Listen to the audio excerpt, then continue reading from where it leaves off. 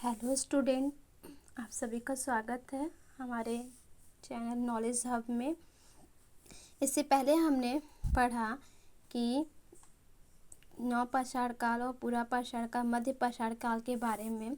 आज हम देखेंगे कि जो भी हमारे प्राचीन इतिहास है उनके कौन कौन से स्रोत हैं, मतलब हमारे ऐतिहासिक जानकारी हमें कहाँ कहाँ से प्राप्त होते हैं। इसमें स्रोत में आपके हैं पुरातात्विक स्रोत, साहित्यिक स्रोत और जो विदेशी यात्री आए हैं उनके द्वारा दिए गए विवरणों से हम लोग आज देखेंगे कि कौन कौन से ऐसे स्रोत हैं जिससे हमें प्राचीन इतिहास की जानकारी मिलती है।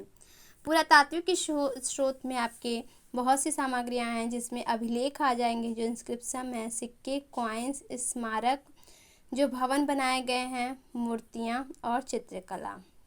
सबसे पहले हम देखेंगे अभिलेख कौन कौन से हैं। अभिलेख जो होंगे आपके वो स्तंभों पे लिखे जा सकते हैं। अभिलेख मतलब होता है एक ऐसे ठोस जगह पे लिखना जो काफ़ी दिनों पहले लिखा गया और वो सुरक्षित भी रहते हैं। जैसे पत्थरों पे, जिसे शिलालेख कहते हैं, स्तंभों पे स्तंभलेख कहेंगे, फिर ताम्रपत्र, तांबे के पत्तों पे या फिर ताम्र के जो प्लेट होते हैं उन पे। उसके बाद कुछ दीवारों पे भी लिखे जाते थे और प्रतिमाओं पर। तो सबसे प्राचीन अभिलेख हमें मिलता है जो इंडिया में नहीं, मध्य एशिया में मिला है।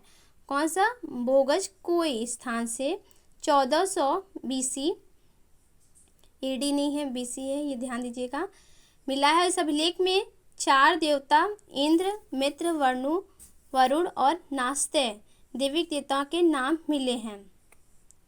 तो ये सबसे पुराना था, जिसमें ये भारत के देवता हैं, इंद्र जो हैं, वर्षा के, मित्र, वरुण और नास्तेय। तो नास्तेय एक अलग है जो किसकी जगह पे है? अग्नि पे। हम लोग वैदिक पीरियड में देखते हैं 4 देवता इंद्र, मित्र, वरुण, अग्नि, बट यहाँ पे नास्तेय है। उसके बाद हम लोग चलते हैं अशोक के अभिलेख जो 300 BC के हैं। मास्की, गुर्जरा, निट्ठूर और उदय गोलम ये अभिलेख है। इसमें क्या है? अशोक के नाम का स्पष्ट उल्लेख मिला है और अशोक के धर्म और राजस्व और आदर्श के बारे में बताए गए हैं। अशोक के अभिलेख तो बहुत फेमस है, हमें पता है, ब्राह्मणी लिपि में लिखे गए हैं। और जो उत्तर पश्चिम के कुछ अभिलेख हैं वो किस में हैं? खरोष्टी लिपि में हैं। खरोष्टी लिपि फारसी लिपि की भांति दाएं से बाएं की ओर लिखी जाती है। और उनके 2 और अभिलेख है, लघमान और सरेकुना, जो क्या है 2 भाषाओं में लिखी गई, यूनानी और अरमाइक लिपि में। इस तरह हम देखिए कि उनके 4 लिपि हो गए, ब्राह्मणी, खरोष्टी, अरमाइक और एक यूनानी हो गए। तो ये 4 प्रकार के हमने देखे उनके अभिलेख नहीं है। 4 प्रकार के उनके अभिलेखों में 4 जगह या कई जगह हम लिपियाँ देखते हैं। 2 लिपि में हमने कौन कौन सा देखा? लघमान और सरेकुना। उसके बाद हम देखते हैं कि गुप्त काल से पहले जो देखे तो उनकी भाषा प्राकृतिक होती थी, बट गुप्त और गुप्तोत्तर काल में जो भी अभिलेख होंगे उसकी भाषा संस्कृत होंगी। उसके बाद कुछ अन्य अभिलेख है, जैसे यमन राजदूत हेलियोडोरस का बेसन नगर मतलब विदिशा में गरुड़ स्तंभ है, जिसमें 2वीं शताब्दी ईसा पूर्व में भारत के भागवत धर्म के विकसित होने के साक्ष्य मिलते हैं। तो ये पूछता है ऐसे क्वेश्चन कि भागवत धर्म का प्रमाण हमें सबसे पहले कहाँ से मिलता है? तो हेलियोडोरस के बेसन नगर अभिलेख से हमें मिलता है। उसके बाद अभिलेख में हम देखें तो मध्य प्रदेश के एरन से हमें वाराह प्रतिमा पर हुड़ों के जो राजा थे तोरमाड़ के लेखों का विवरण है। सबसे अत्यधिक जो अभिलेख मिला है वो मैसूर से मिला है, तो ये साउथ इंडिया में है, ये पूछ सकता है। फिर पर्सिपोलिस और बेहिस्तून अभिलेख से पता चलता है कि ईरानी सम्राट दारा ने सिंधु नदी की घाटी पर अधिकार कर लिया था। तो किससे? पर्सिपोलिस और बेहिस्तून से। दारा से प्रभावित होकर अशोक ने अभिलेख जारी कराया। तो बताते हैं ऐसा कि जो दारा हैं वो कौन है? ये ईरानी सम्राट है, उन्हीं से प्रभावित होकर अशोक अभिलेख जारी कराना शुरू किए थे। सर्वप्रथम 1837 में जेम्स प्रिंसप ने ब्राह्मणी लिपि में लिखित अशोक के अभिलेखों को पढ़ाया। तो सबसे पहले पूछता है कि पढ़ा किसने है? तो जेम्स प्रिंसप, जो मॉडर्न इंडिया में हम लोग पढ़ेंगे आगे चल के, जेम्स प्रिंसप को, जो ब्रिटिश गवर्नमेंट के अधीन वो टकसाल के विभाग अधिकारी भी थे और मूलतः यह भूगोलवेत्ता भी थे। फिर उसके बाद पुरातात्विक भी कहलाए। तो इन्होंने बहुत चीज़ें ऐसा की। तो तो इसके बारे में हमने देखा। ये हमारे अभिलेख थे। अभिलेख में हमने क्या क्या देखा? सबसे पहले हमने क्या देखा था? किसका अभिलेख देखा था? भोगज कोई अभिलेख देखा था। भोगज कोई अभिलेख में जो है 1400 BC का था। 4 उसमें थे देवता। कौन कौन थे? इंद्र थे, मित्र थे, वरुण थे, नास्ते थे। फिर अशोक का अभिलेख देखा। अशोक के अभिलेख कितने थे? 4 हमने देखा। मास्की, गुर्जरा, निट्टूर और उदयगोलम से। क्या देखा इसमें? अशोक के नाम उत्कीर्ण हैं। उसके बाद हमने क्या देखा कि 2 और थे, लघमान और शरेकुना में। लघमान और शरेकुना में क्या था? 2 भाषा में था, खरोष्टी और यूनानी। उसके बाद हमने हेलियोडोरस का विदिशा अभिलेख जो बेसन नगर में है वो देखा। उसके बाद हमने देखा कि मध्य प्रदेश के एरन में तोरमार राजा जो होड है उनका। उसके बाद हमने देखा कि जो मैसूर है वहाँ पे हमें सबसे ज़्यादा अभिलेख मिला है। और उसके बाद हमने देखा कि जेम्स प्रिंसेप ने सबसे पहले अशोक के अभिलेख को पढ़ा। अब कॉइन्स देखेंगे तो इसमें तांबे, चांदी, सोने, सीसा सभी के कॉइन्स मिलेंगे।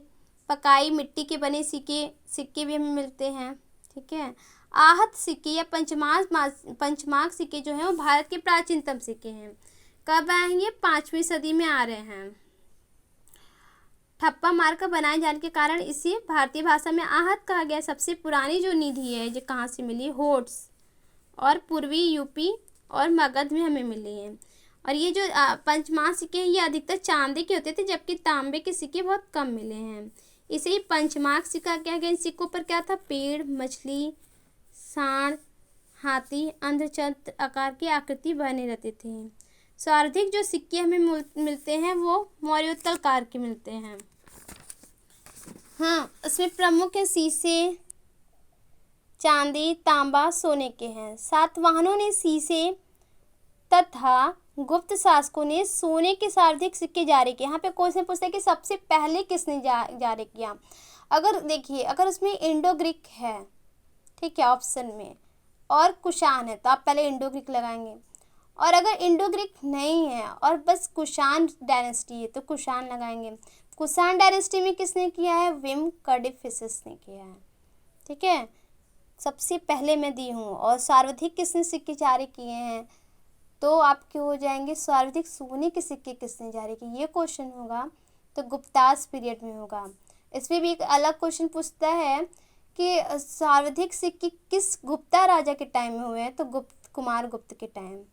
और अगर पूछेगा सोने के सिक्के में मिलावट किसके काल, गुप्तास पीरियड के काल में किस राजा के काल में मिलता है? तो आपका स्कंदगुप्त हो जाएगा। तो सिक्कों पे बहुत ज़्यादा क्वेश्चन बनते हैं, आप इसको पढ़िए। अक्सर बच्चे क्या करते हैं, इसको छोड़ देते हैं कि अरे छोड़ो जाने दो, लेकिन ये बहुत इजी है इसका।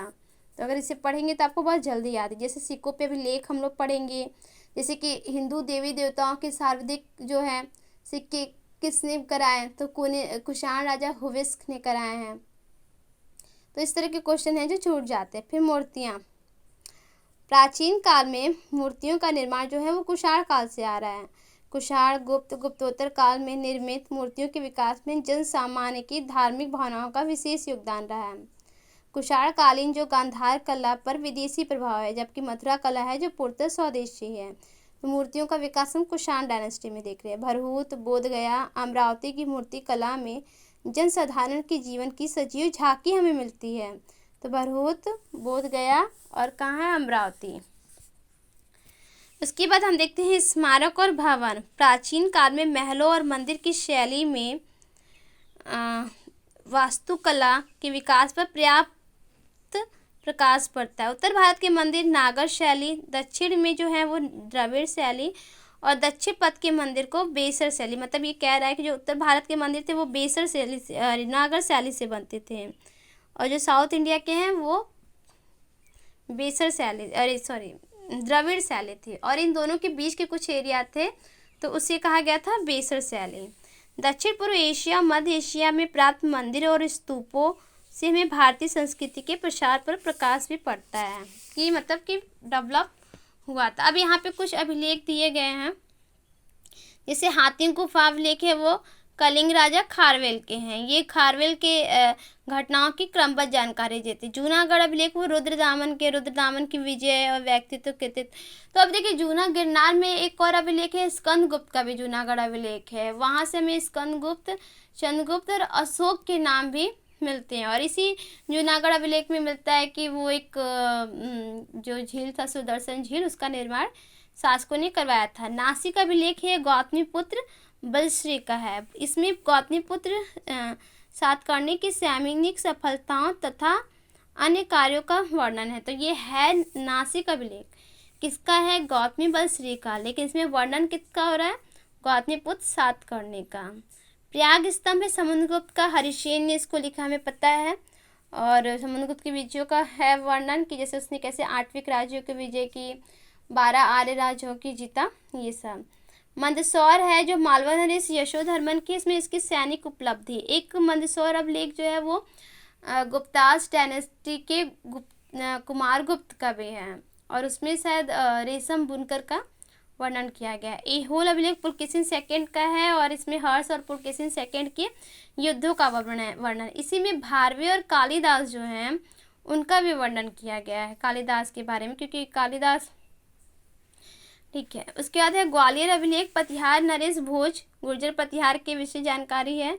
मैंने बताया था भीतरी और जूनागढ़ अभिलेख स्कंदगुप्त के हैं, उनकी जानकारी को बता रहा है। देवपाड़ा जो अभिलेख है वो विजयसेन बंगाल के शासक हैं और उनकी महत्वपूर्ण जानकारी दे रहा है। उसके बाद हम देखते हैं चित्रकला। ठीक है, यहाँ वेदों का दिया है, थोड़ा सा हम उसको देख लेते हैं। तो संहिता जो है, संहिता किसे कहते हैं? जो चारों वेदों का सम्मिलित रूप है। वेद 4 प्रकार के, ऋग्वेद, यजुर्वेद, सामवेद, अथर्ववेद। हम लोग पता है ऋग्वेद जो है सबसे पुराना, सबसे प्रसिद्ध है, नहीं लोकप्रिय जो वेद है वो अथर्ववेद है और जैसे सबसे पुराना है वो ऋग्वेद है। प्रस्थानत्रयी, प्रस्थानत्रयी में 3 जो है वो कौन कौन आते हैं? उपनिषद, ब्रह्मसूत्र, भागवत गीता। वेद त्रयी में कौन आते हैं? तो यजुर्वेद, सामवेद के और ऋग्वेद के सम्मिलित संग्रह। उपनिषद कितने हैं? कुल 108। वेदांग कुल 6 हैं, जिसमें शिक्षा, व्याकरण, छंद, कल्प, निरुक्त, ज्योतिष। कल्पसूत्र में श्रोतसूत्र, गृहसूत्र, धर्मसूत्र है। व्याकरण ग्रंथ हम देखेंगे तो पाणिनिकृत, अष्टाध्यायी, पतंजलि कृत, महाभाष्य, टीका। उसके बाद स्मृतियाँ हैं, मनुस्मृति जो सबसे पुराना है, याज्ञवल्क्य स्मृति, नारद स्मृति, पराशर स्मृति, कात्यायन स्मृति, बृहत स्मृति। महाकाव्य में हमारे पास 2 है, रामायण, महाभारत। हम लोग को पता है कि जो रामायण और महाभारत है इसका अनुवाद किसने किया है? अखबार के टाइम फारसी में बदायूं के द्वारा किया गया है। पुराण टोटल 18 है, 18। उसके बाद है आपका ये। तो आज हम यहीं तक रहने देते हैं, इसके आगे हम चित्रकला और ब्राह्मण साहित्य, ब्राह्मण ग्रंथ, ये सब सोर्सेज के बारे में हम लोग जानेंगे। ठीक है, थैंक यू क्लास। अगर आपको ये क्लास पसंद आया तो लाइक कीजिए, सब्सक्राइब कीजिए, शेयर कीजिएगा।